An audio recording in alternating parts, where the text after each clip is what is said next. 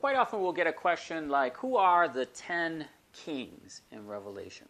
We're going to get into that in this video. But guys, in order to understand the book of Revelation, what we have to do is compare it with the book of Daniel, compare it to the prophecies, and we can begin to understand it. The most difficult thing for people to understand in the book of Revelation is the beast and the different heads and the crowns and all this. Now what happens is if you try to read that and just open a book and read it, it's not going to make any sense. It's a dream, it's a vision, it's symbolism. But what is it, the symbolism? What is the dream? What is the vision? What is this communication language trying to say? Basically, we can summarize it very simply by saying there are principalities and powers. There's principalities, powers that are over nations and that are over empires, okay? And for example, a beast or some type of characteristic of an animal would represent an empire. For example, the lion represents Babylon, okay? So what does that mean? What it means is there's a principality, there's a power, there's a force, there's a angelic force that's over not just the nation, but that empire then swallows up other nations and it covers the earth. So when we get to Revelation chapter 13 and we get this beast, we have all these different symbolism and characteristics. And what's happening is all the things that we learn through history, we learn about these beasts, we learn about these principalities and powers, we learn about these kingdoms conjoin, they come together.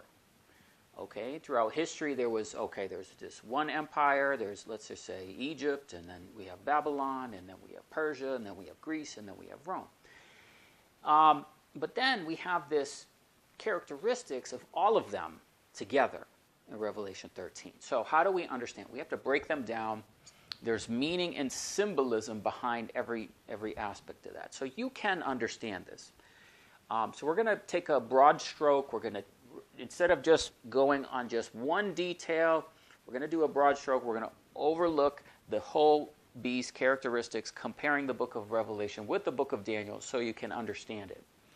Now, we have to do that in order to explain the 10 kings. Because you can't understand the 10 kings unless we piece everything else together. Mystery Babylon, what are these other details and characteristics. Now, in this video, what we're going to do is as we look at the 10 kings and we try to see them fulfilling in our day, we have to get all this information, all the details of the prophecy, and then see what happens. Now, what I'm going to do is I'm going to reference another YouTube channel that really has pieced together how United Nations, how this global governance is putting together 10 kingdoms. Okay, so the whole world divided in 10 kingdoms, which would be this 10 kings. Okay, so that work is a lot of research and everything else that is just excellent. So I'm just going to have that at the end of the video where he's going to take you through that part of the 10 kings. But in order to just get that idea, who are the 10 kings, you have to understand these are principalities and powers. All right, now, why is this important? Why do we have to talk about the beast? Well, it's in the prophecy. And it says the people are destroyed for lack of knowledge. Okay, so basically the people do not understand the principles, they do not understand the prophecy, they only understand one thing, the Antichrist. Okay, oh, the Antichrist. Well, what about the other ones? What about the 4 kings? What about the 10 kings? Okay, all the prophecy got to be fulfilled. So if you don't understand it, you're going to apply and misapply a person because you don't understand how they fit in the prophecy. So for example, in Daniel chapter 7, there's a little horn. He comes from the terrible beast. In Daniel chapter 8, there's a little horn. He comes from the goat. Now, in English, you read little horn, oh, it's the same one. No, it's not. It's 2 people, okay? So that's an example. So you got a beast in Revelation 13. He's a lamb that speaks like a dragon. He has 2 horns. Okay, he's got 2 horns. And those are little horns. You see one in Daniel 7, you got one in Daniel 8. It's not one little horn, it's two. So that's an example of how the symbolism, okay, of what you see in Revelation 13, we can compare that to Daniel chapter 2, Daniel chapter 7, Daniel chapter 8, and some other places as well. So let's do a quick scope over how all these things can be connected one to another so we can understand what it means. Now what I'm going to do, I'm going to create a new playlist, guys, called the Revelation 13 Beast. Now when we say the Revelation 13 Beast, we're talking about all the characteristics of the beast, not the son of perdition. That's the Antichrist. That we have a separate playlist on. But the most difficult thing for people with a Western education, Western mindset, is when something can mean more than one thing. You want everything to mean one thing. So, for example, the book of Revelation talks about Mystery Babylon. You want it to be one thing. You want it to be one place, okay? Because that's your thinking, just one answer, okay? But there's things in the book of Revelation that make it apparent that it's not one. It's actually seven. And so when we look at Mystery Babylon, it's described as a city, okay? So when you hear a city, you think a city is in a country's in a single place. But it's not. The city, she sits over all the waters, all the people of the earth, okay? And she sits on 7 mountains. So Mystery Babylon is not one physical location, not only one location, okay? Now there's certain things that have to happen in a single location, yes. But she sits on 7 mountains. So that means that there are 7 locations, okay? And Ezekiel 32 tells us where they are. They're called the daughters of famous nations. Now, why is it daughters of famous nations? Well, Mystery Babylon is the mother of harlots. So she's a mother over 7 daughters. That prophecy there tells us where those mountains are. So keep in mind, the mountains are also principalities and powers. They are also kingdoms, okay? And historically, we can see many of those here. For example, we got Egypt. So in Ezekiel 32, we got that in blue.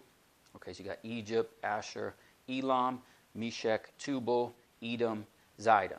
Now, we're not saying this is concrete or written in stone, but then we kind of take that symbolism of that place and apply it to something we would understand today. So, for example, Jerusalem, we know Jerusalem is Mystery Babylon because that's where the 2 witnesses are killed and the place where Christ was crucified.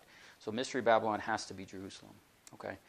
The reason we also say Mystery Babylon is America is because we have Asher. So we attribute Asher, New York, to Mystery Babylon. Then it also says Elam. Now Elam is modern-day Iran, but this could be both kind of horns or sides of Islam, okay? Sunni, Shiite. So that Elam may represent both of those, okay? So that's why we say Iran and Mecca. Then we get Meshech, which means Moscow. So this is Russia. Tubal we consider to be Beijing. So you can see what's happening is you have kind of a east and west going on. So, for example, these these 3 mountains here will represent the east. Okay, this is kind of like the east, and then we got other ones that are like west. Okay, United States, London, Rome, Brussels. So this is how, as we keep going, we got Edom. This is how also the Vatican is Mystery Babylon as well. Why? Because we got Rome, and Edom we also consider Brussels, so the United Nations. So that's like a mountain, okay? And then Zidon, and we consider London. So these are the things that's important for us to understand, guys, because if you don't really understand this, you're going to say Mystery Babylon is one thing, but it's not. It's 7 things. Now, I'll make these notes available, but let's continue on. So, remember that all of these different symbolisms and different things represent principalities and powers. They represent the angelic host in the spirit realm that's given authority over men to form empires, okay? So we know in the last days that, Satan has to form this, okay? And the prophecy details exactly what it looks like, okay? But in order to understand it, we have the book of Revelation, chapter 13 here. You got this lion, leopard, dragon, and bear. Okay, so these are various components of what we're seeing there.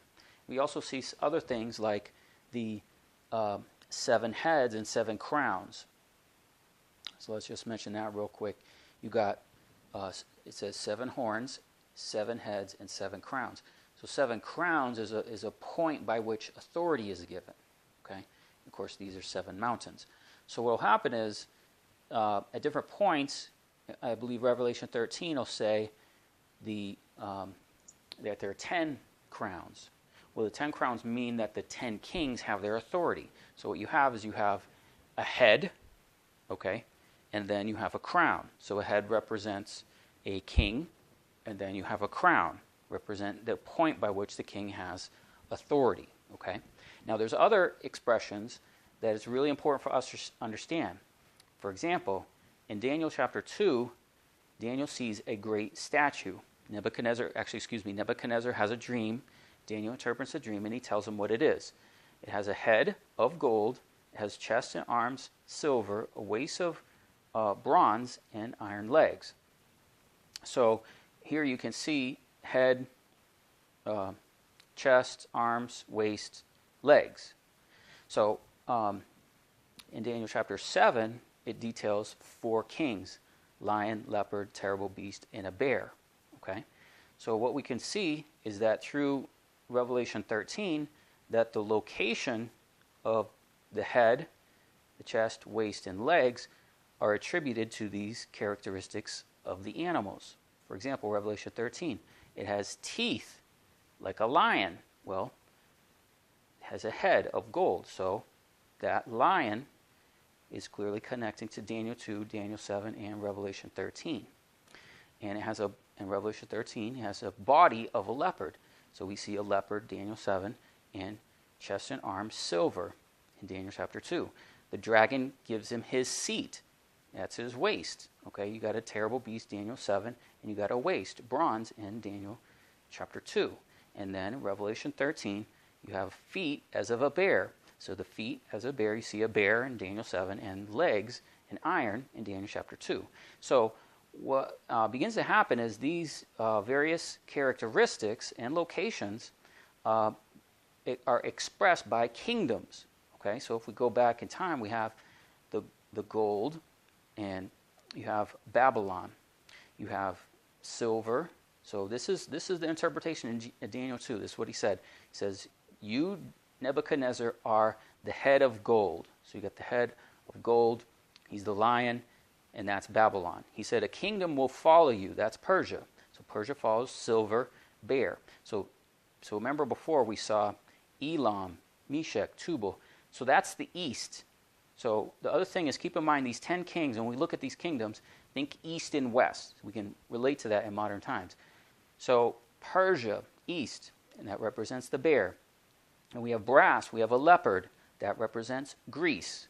Okay, then we have iron, a terrible beast, that represents Rome. So this is a succession of kingdoms that we saw take place. Now prior to Babylon, there was Egypt. Okay, and we could see Egypt here. But there we can see that there are principalities and powers. So the principalities and powers, they're expressed by animals. Okay, so lion, Babylon, bear, Persia, leopard, Greece, terrible beast, Rome. Okay, so that's a succession of empires and kingdoms as they pass from one to another, ruling over the whole kind of known world at that time, right? Now it's also important to understand that Daniel chapter 8 includes some of these. So for example, in Daniel chapter 8, it includes a description that will be characterized as the transition from one beast to another, or one kingdom to another, by a ram and a goat. And what happens is the goat becomes a little horn. So this happened historically, but it has an end time significance because there's a little horn in Daniel chapter 8. Okay? And he comes from the goat. okay, comes from Greece. So basically, Babylon, Persia, Greece. Now, our Western society is influenced by Greece. Okay, so Greece is not just modern Greece, it's just a little country in Europe. Rome is not, it's just Italy. Well, who is ruling over the world now? It's the United Nations, it's the European Union, it's America, it's the major beasts in power, including Russia and China. So that's why Greece is the Hellenistic ways. Okay, so America is fulfilling that by in Greece, what it was is everybody spoke Greek. You had Olympic Games. You had music, all this stuff, this culture thing. In modern times, is expressed through America by the entertainment industry, the music, English, etc. So it's the reforming of Greece, of the goat. Okay, and from that comes a little horn. Well, that's Obama. But then what happens is Rome, or the terrible beast in Daniel 7, that's also a little horn. Okay, that's two different chapters. You understand that? So Daniel chapter 8 has a little horn. Daniel chapter 7 has a little horn. Okay, so that's Trump. Trump's a little horn in Daniel 7. Obama's the little horn of Daniel chapter 8. So you see how if you don't understand the prophecy, that's how you're going to be confused. You're going to say, oh, Obama's the Antichrist. No, he's not. The Jews are not putting Obama on coins. Okay, Obama's not going to sign a peace deal. All right, so forget it. Now, he had a role, but these are, you can see there's many antichrists, there's many types of figures. So what happens is, in Daniel 7, you got these beasts. Okay, so Trump was fulfilling the line with two wings of an eagle. That's Babylon. Then what happens is, after he continues short space, so he's the seventh, he continues short space, he becomes a son of perdition. So then he came a son of perdition, now he's the terrible beast. Okay, but Daniel 7 also lists the leopard. Well, the leopard, you can see, is Greece, and that's also Obama, expressed Obama. Why? Because the leopard has 4 heads. In Daniel chapter 8, there's 4 notable ones. So that clearly connects the leopard with Daniel chapter 8. And then you got the terrible beast, that's the little horn in Daniel 7. And then you got the bear. Now the bear is Vladimir Putin, because that's Moscow. And so he's over some of these other mountains with China and Iran, because the bear has 3 ribs in its mouth. Okay, so it's got like 3 of the mountains: Tubal, Meshach, Elam. Okay, so that's how we can understand in these times how you can have Trump, you can have Obama, and you can have Putin. Now the lion turns into the terrible beast. Okay, so here you can see this head, chest, waist, legs, right in Revelation 13. Teeth, body, waist, feet. Okay, now interesting enough, we found in Ezekiel 47, the river, it goes over his head, but the river starts at his ankles, goes to his knees, goes to his waist, goes to his head. So the river there is also kind of matching these characteristics of the great image. Okay, so this gives you an overview of how the book of Revelation chapter 13, Daniel chapter 7, Daniel chapter 2, and Daniel chapter 8 all agree perfectly. But the thing you have to come to terms with is that there are 7 mountains around Mystery Babylon. So that's how we can have multiple places at once being Mystery Babylon. Okay? So we had to do all that because in the statue, in the great image, okay, you had a head of gold, you have the chest of silver, you got bronze, you got the legs of iron. But then it talks about the toes and the 10 toes. So you have to understand that the iron is the legs, and that is Rome. So Rome was a terrible beast in the succession of kingdoms. So that's Rome, and then we're going to have a revised Rome. Okay, so when Rome comes back again, it's going to include the religious Rome, the pagan Rome, and that's what you have with the Vatican. Okay, it's going to include the culture of Rome. Okay, the Western culture of Greece and Rome. Okay, and that's going to be part of the understanding of this whole kind of system of how this whole thing works. So we have to look at all of these characteristics before we get to the 10 kings. Let's look at the 10 kings, which are 10 toes, here in Daniel chapter 2, verse 41. This is really important for us to understand. This is why I want to start here. We'll get to Revelation in a minute. But let's pay close attention to what it says.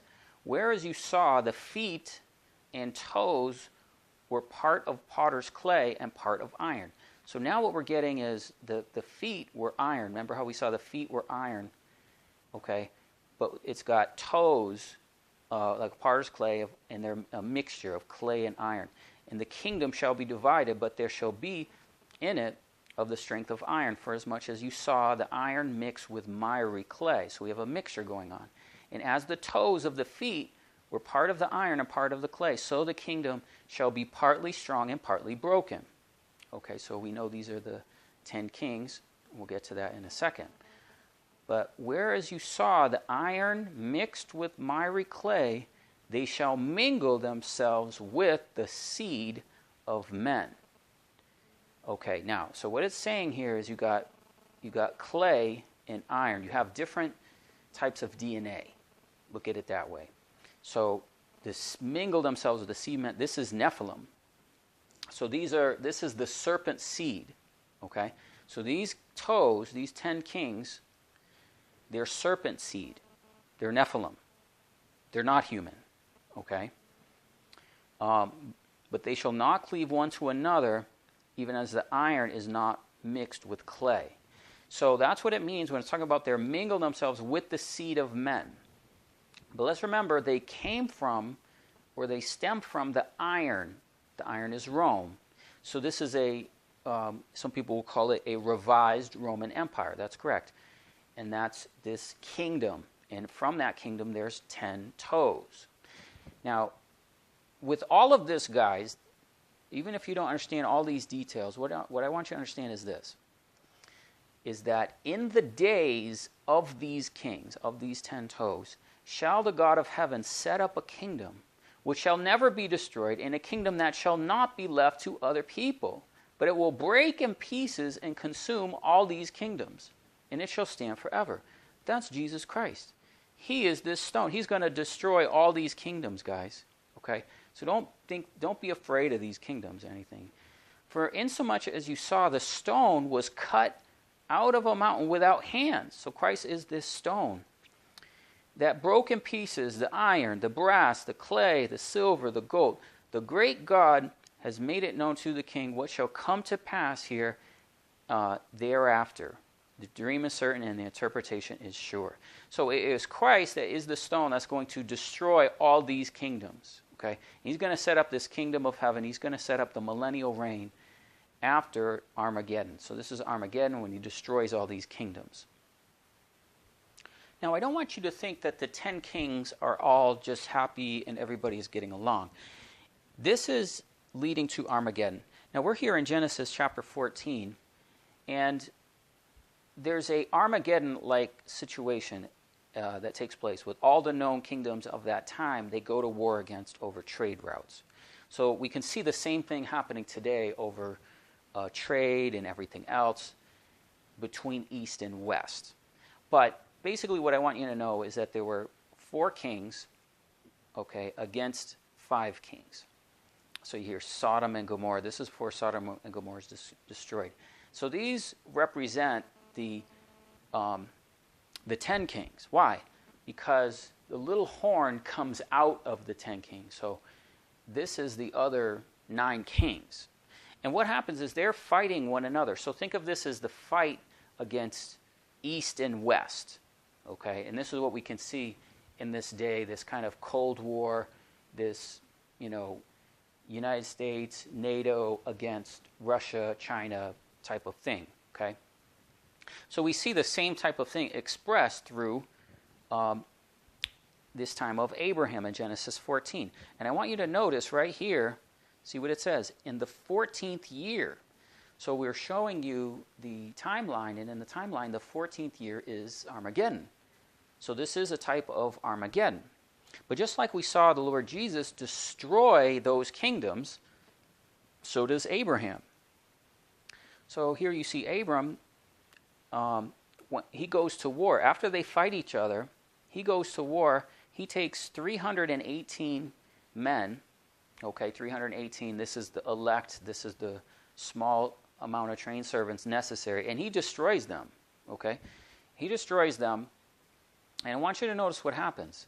The king of Sodom goes out to meet him.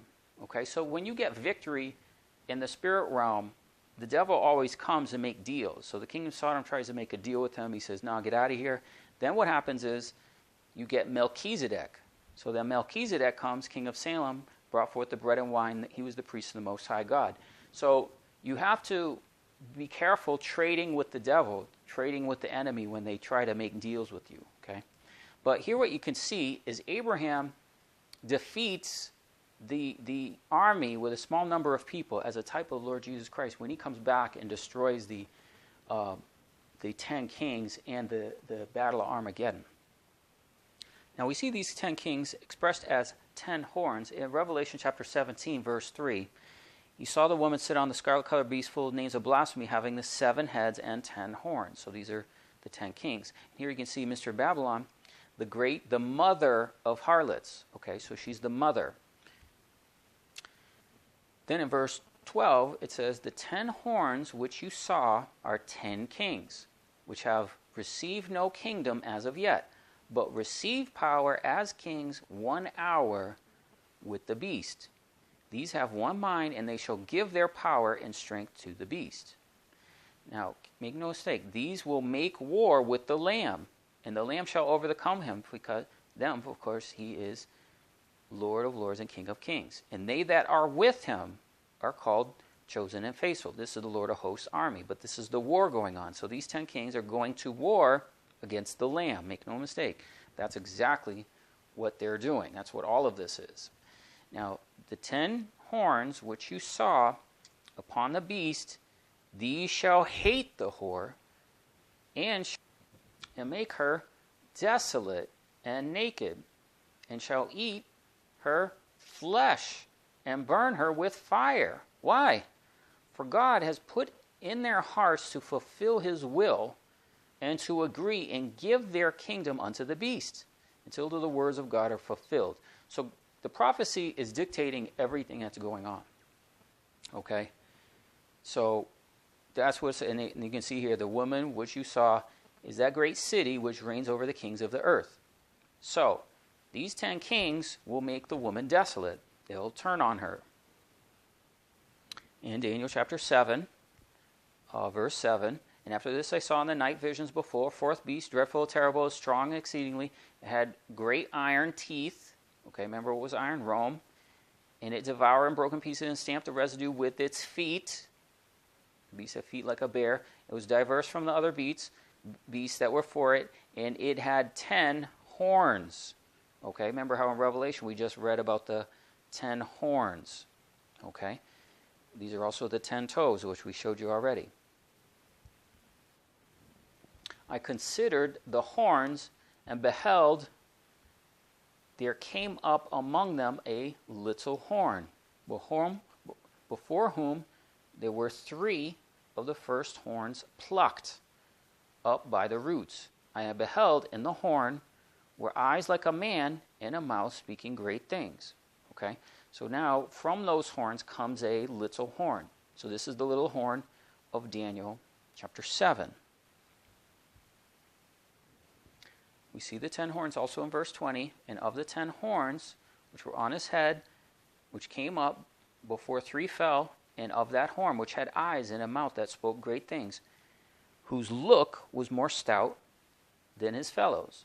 And I beheld in the same horn made war with the saints and prevailed against them. So remember how we see the 10 kings, these horns, they go to war against the Lamb. Okay, they go to war against the saints. Verse 24. And the 10 horns out of this kingdom are 10 kings, which shall rise, and another shall rise after them, and he shall be diverse from the first, and he shall subdue 3 kings.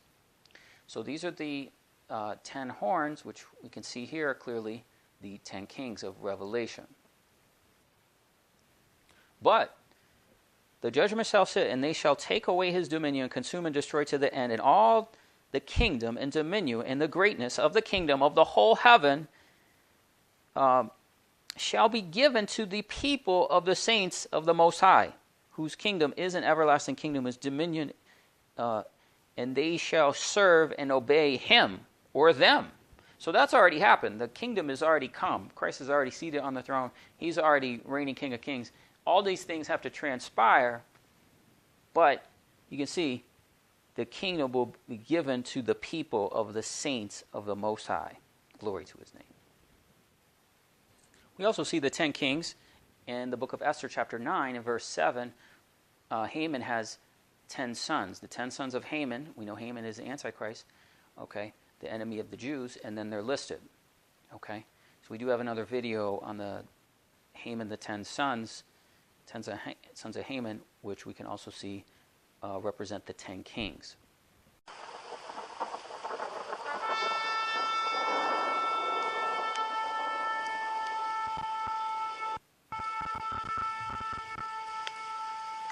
Looking to the 10 horns. Revelation 17, 12, and 13. And the 10 horns which thou sawest are 10 kings which have received no kingdom as yet, but receive power as kings 1 hour with the beast. These have one mind and shall give their power and strength unto the beast. These 10 kings have yet to be given dominion over their 10 kingdoms. These 10 kingdoms have been prepared through the sustainable development. The Club of Rome has long been working towards the dividing of the planet into 10 regions for the monitoring of the planet's resources for the sustainable development goals. Edward Pastel and Mihaljo Mesarovic had long worked towards the dividing of the planet into 10 regions and monitoring the planet using computer analysis. In their report, Mankind at the Turning Point, the second report to the Club of Rome, in their report, it says, the second report seeks to show that the world is at the end of an era of independence and that an integrated plan of controlled organic growth is called for to combat recurrent crises. Section 8. Limits to independence. 8.1. Given that global cooperation offers a much more favorable probability for future development and conflict, all nations must face up to the corollary of increasing interdependence, which entails an era of limits to independence. Section 9. A possible solution. 9.1. The computer analysis of the world food problem takes account inter alia of differing regional dietary requirements, the availability of type of food in the various regions, of climate and cultural factors, the lack of essential dietary components, the type of land and amount available, the existing economic and human resources. Section 11. Epilogue. 11.2. A new global ethic is required comprising A.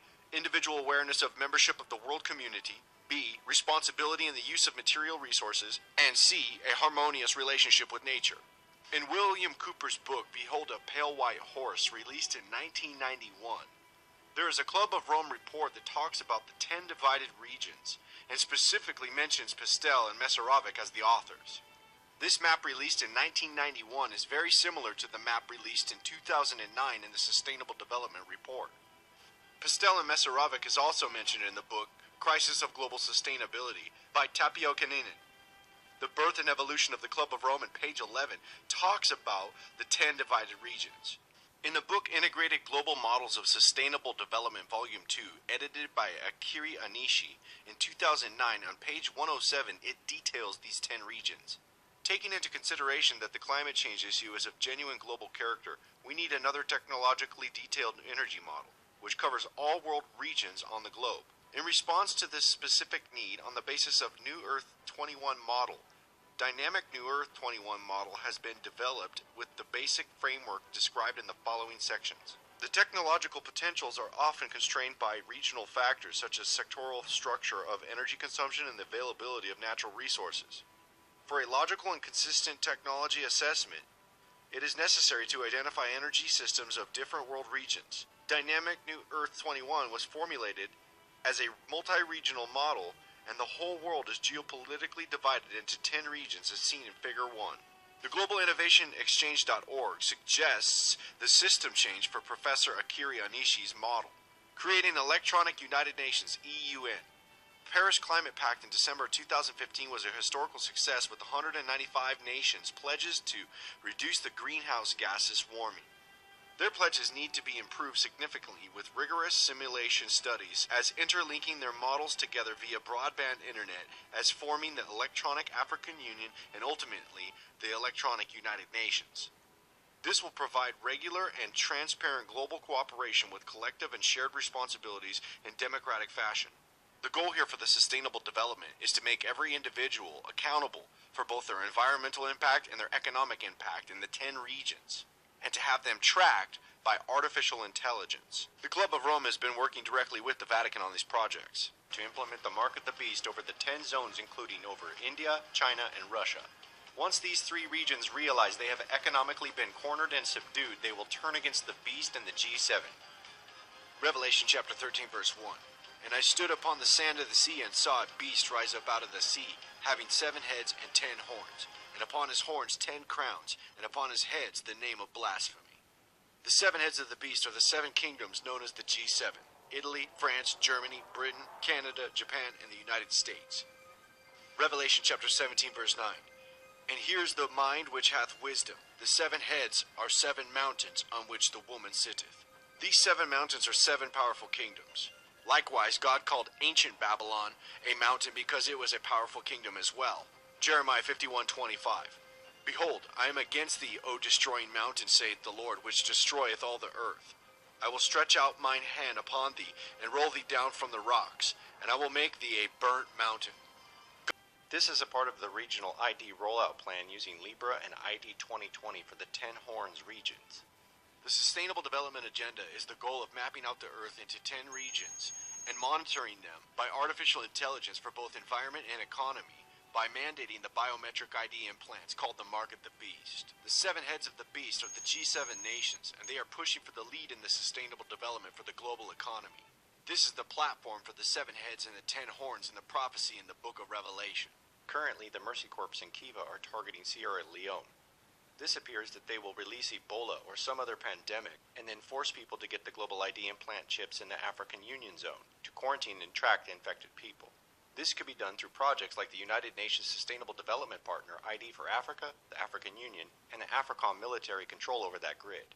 We also see the Libre Association Mercado Pagos, which covers the South American region.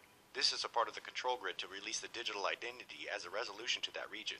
The LAC, the North American region of the 10 Horn zones, is also linked with the digital identity system of the Mark of the Beast through Accenture and Microsoft ID 2020 project.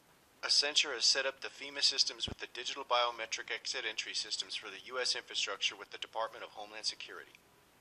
We will finally complete the biometric entry-exit visa tracking system, which we need desperately. These systems are already integrated into the North American region with the Canadian and Mexican border. This is a part of the framework with the Real ID, which is a part of the ID 2020 project. These systems help establish the European Parliament. The EU is one of the 10 zones, which is a hub for all the other zones. The chief architect, Adam Cooper, of the ID 2020 project has also worked on the EU EIDAS system, which is the digital ID systems for the European Union. This EU ID system is directly linked to the ID 2020 project. The military containment for the European Union is the US European Command and NATO. The European Union was established as a reform of the Roman stated by the Treaty of Rome founders. It is said about the founders of the Treaty of Rome who framed the EU that Robert Rothschild was standing beside Paul Henry Spake, gazing over the Forum Romanum in Rome, when Spake said, quote, "I think that we have re-established the Roman Empire without a single shot being fired," end of quote. Even the EU Parliament building at Strasbourg is a replica of the Roman Colosseum. The Pope's title and role in this Roman Empire is Pontifex Maximus, the title of the Caesar of Rome. The old Roman Empire region was the European continent and the North Horn of Africa. This regional reform of the old Roman Empire is forged with the EU and the Arab League together to control the region and helps them control over shipping trade through the Suez Canal. The Arab League with the OIC control the Muslim Union in the North Horn of Africa. This is the region for the Arab League for the 10 Horns. The digital identity with the Arab League is going through the Arab Strategic Vision for Digital Economy Project, who are working with the EU and the United Nations. The military containment of this region is through CENTCOM, NATO, and other Gulf allies.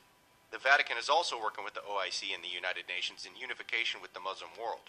This is also why we see the Pope working alongside the Muslim world in forming unity with the Muslims in order to get control over Jerusalem. The Vatican wants the beast with the backing of the Pope and the United Nations over the 10 world zones. The ID 2020 working with the LAC region uses the zero auth technology for its linking its identity system with the LAC. The TPP framework set forth a trade agreement with a zone now called the Comprehensive and Progressive Agreement for Trans-Pacific Partnership. This is part of the Pacific Islands Forum and could end up being called the Pacific Union. This framework union is one of the 10 Horns zones. The Australian government has in place a trusted digital identity framework for the global ID. The military containment for this region falls under the Indo-Pacific Command. Singapore is being incubated by the EU, the IMF, and the UN with the IMDA of the Singapore government to set Singapore as a smart nation model for the world. Singapore has the shipping, cargo, and oil trade routes through its canal. The Chinese built islands to protect these shipping routes from being blocked. Singapore will be used to set the trade regulation for the ASEAN Union Zone to corner the Chinese, Indian, and Russian shipments with its mechanism forcing compliance in the canal. This is how we know the 7 mountains are 7 powerful kingdoms. The G7 is leading in the sustainable development in the global economy. These are the 3 other regions that have a separate banking system in contending with the G7. This is called the RIC, which is and was a part of the BRICS Bank. These are the 3 other regions that finish the 10 Horn zones. One is the reform of the USSR called the Eurasian Union ran by Russia. One is the Indian region ran by India, and the other is the Chinese region that is ran by China. The leaders of these 3 countries are the 3 kings that get subdued in the Bible prophecy in the book of Daniel. Daniel chapter 7 verse 7. And after this I saw in the night visions, and behold, a 4th beast, dreadful and terrible, and strong exceedingly, and it had great iron teeth. It devoured and brake in pieces, and stamped the residue with the feet of it. And it was diverse from all the beasts that were before it, and it had 10 horns. And then in verse 24. And the 10 horns out of this kingdom are 10 kings that shall arise, and another shall arise after them. And he shall be diverse from the first, and he shall subdue 3 kings. The another one that shall rise after them is referencing the Antichrist, who is the one that rises up with the backing of the 10 and is backed by the G7. He will be the leader who economically subdues the 3 kings when the 10 regions come under his sustainable development rule with the global ID. Once these 3 regions are economically subdued, they will turn with military against the beast. Russia